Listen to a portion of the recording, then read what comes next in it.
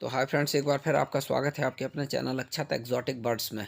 और सुबह के 8 बज गए हैं और यहाँ कॉलोनी में आपको सामने दिखाई दे रहे होंगे लव बर्ड्स। जी हाँ, अफ्रीकन लव बर्ड्स फिशर की ये कॉलोनी है।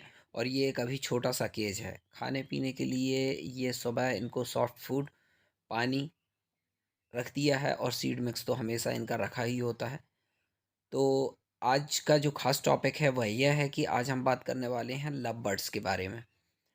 और आज का वीडियो बहुत ही इंटरेस्टिंग होने वाला है क्योंकि अक्षत एक्जॉटिक बर्ड्स अपने लव बर्ड्स वाले सेगमेंट में ये पहला वीडियो ऐसा होगा जिसमें कि हम लव बर्ड्स के बारे में कुछ आज बेसिक बातों पर चर्चा करेंगे और लव बर्ड्स के बारे में कुछ बेसिक चीज़ों को समझेंगे कि ये बर्ड्स क्या है और इसकी एनाटॉमी क्या है, इसका हैबिटेट क्या है और इसे कैसे पाला जा सकता है, इससे कैसे ब्रीड ली जा सकती है। तो कुछ बेसिक टॉपिक पे बात करेंगे। तो अभी तक अगर आपने चैनल को सब्सक्राइब नहीं किया है तो चैनल को सब्सक्राइब कर लें और बेल आइकॉन में जाकर ऑल सेलेक्ट करके बेल आइकॉन को प्रेस करना ना भूलें ताकि हर वीडियो आपको समय से मिले। तो आइए वीडियो स्टार्ट करते हैं। और सामने आपको लव दिख रहे होंगे जिसमें कि 7 पेयर जो हैं वो अफ्रीकन फिशर है और 1 पेयर जो है वो वाइट मप का है। 2 म्यूटेशन इस पर हैं और ये मैं लेकर के आया था करीब 4 महीने पहले, यानी अभी इनकी जो एज है वो 6 से 7 महीने की कंप्लीट हो चुकी है। पर मैंने अभी इनको ब्रीडिंग सेटअप वगैरह नहीं दिया है क्योंकि करीब बर्ड्स जब 1 साल का हो जाए उसके बाद ही उससे ब्रीड लेना सही होता है। तब वो पूरी मैच्योरिटी के साथ में बच्चों को सही तरीके से फीड कराता है, पालता है और बच्चे बड़ा ही करता है और एक अच्छी ब्रीड आपको मिल सकती है। तो आइए आज बात करते हैं इनके बारे में कुछ बेसिक। इसका जो नाम लव बर्ड, हर कोई लव बर्ड बोलता है, तो लव बर्ड जो इसका नाम है वो क्यों है? रीज़न ये है कि ये जब अपना पेयर बनाते हैं तो ये बड़े आसानी से इनका पेयर नहीं टूटता है, यानी ये पूरे जीवन भर अपनी पूरी लाइफ में अपने पार्टनर के साथ में ही रहना पसंद करते हैं, कभी भी अपना पार्टनर चेंज नहीं करते। कभी भी मेल फीमेल जो है वो हमेशा अब साथ में ही रहते हैं, साथ में ही ब्रीड करते हैं, साथ में ही रहते हैं और कभी भी ये एक दूसरे को इग्नोर नहीं करते हैं, यानी इनका अटैचमेंट एक दूसरे के प्रति बहुत ही ज़्यादा होता है और शायद यही कारण है कि इसे लव बर्ड बोलते हैं। अगर इनमें से किसी एक की अगर डेथ हो जाए तो जो दूसरा है वो इतनी आसानी से नया पेयर नहीं बनाता है और अगर वो अकेला हो तो उसका लाइफ स्पैन भी कम हो जाता है। तो यही एक रीज़न है कि इसे लव बर्ड कहते हैं। तो ये तो हो गई इनके नाम के बारे में कि इन्हें लव बर्ड क्यों कहते हैं। दूसरा, ये इतने फेमस हैं कि आप ऐसा समझिए कि हर कोई जो है किसी भी एक्सोटिक बर्ड्स को, किसी भी विदेशी पक्षी को लव बर्ड बोल देता है। मैं देखता हूँ पेट शॉप में भी मैं जाता हूँ तो वहाँ पर जो दूसरे लोग आते हैं जिनको ज़्यादा जानकारी बर्ड्स की नहीं है, वो बजरीगर को भी लव बर्ड बोल देते हैं, कॉकटेल को भी लव बर्ड बोल देते हैं। रीज़न ये है कि ये इतना फ़ेमस बर्ड है, लोग ये सोचते हैं कि कोई भी एक्सोटिक बर्ड्स है अगर और कलरफुल है जो हमारे यहाँ नहीं मिलते हैं, अच्छे कलर में है, यानी वो लव बर्ड होगा। पर ऐसा नहीं है। बेसिकली ये अफ्रीकन पैराकीट्स जो आपके सामने दिखाई दे रहे हैं, इनके बहुत सारे म्यूटेशन होते हैं। बेसिकली इनको लव बर्ड बोलते हैं पर ये इतने फ़ेमस हैं कि दूसरे बर्ड्स को भी लोग लव बर्ड बोल देते हैं। अब बात आती है इनके केज को लेकर के कि इनको कितने बड़े केज में और किस साइज़ के केज में रखना चाहिए। तो मैं तो हमेशा प्रेफ़र करता हूँ कि कोई भी बर्ड हो, उसको जितना ज़्यादा से ज़्यादा आप स्पेस देंगे फ्लाई करने के लिए, वो उसके लिए बहुत ही अच्छा होगा।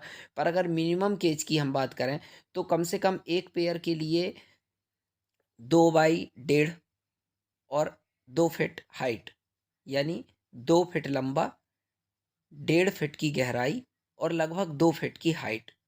इतना केज अगर एक सिंगल पेयर के लिए अगर दे देते हैं तो वो उसमें एक छोटा-सा बॉक्स लगा देते हैं, तो वो आसानी से ब्रीड भी करता है और अच्छे से हेल्दी रहता है और अपने आप को खुश रखता है।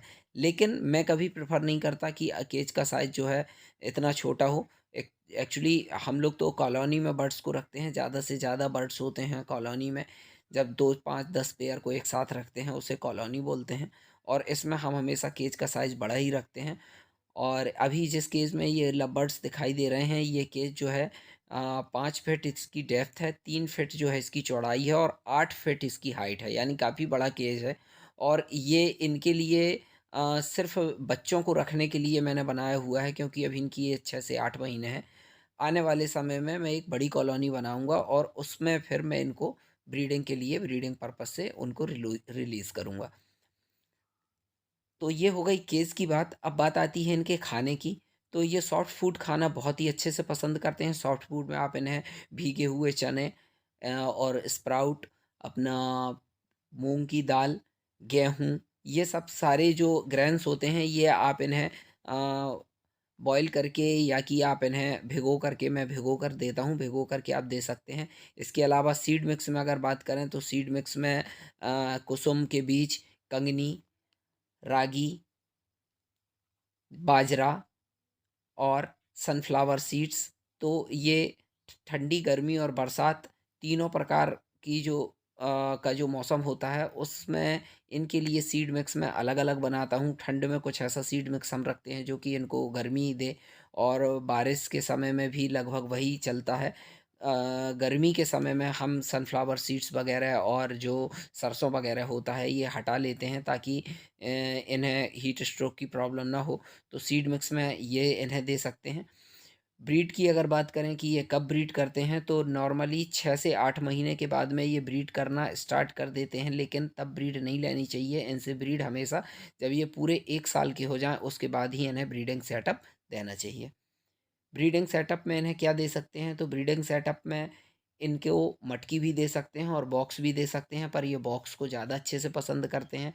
बॉक्स का साइज़ जो है करीब 10 इंच बाई 8 इंच और उसकी हाइट भी करीब 8 से 10 इंच की होनी चाहिए। और ये नेस्टिंग करना पसंद करते हैं और नेस्टिंग करके ही ब्रीड करते हैं, तो इन्हें नेस्टिंग मटेरियल भी देना बहुत ज़रूरी होता है। ये खुद भी नेस्टिंग कर लेते हैं और अगर आप खुद नेस्टिंग करके दे देंगे तो इनके लिए और आसानी हो जाती है। तो ये नेस्टिंग मटेरियल भी इन्हें देना होता है। नेस्टिंग मटेरियल हम वही देते हैं जो कि सूखी हुई घास, नारियल का जूट वगैरह, ये हम इनके नेस्टिंग मटेरियल में देते हैं।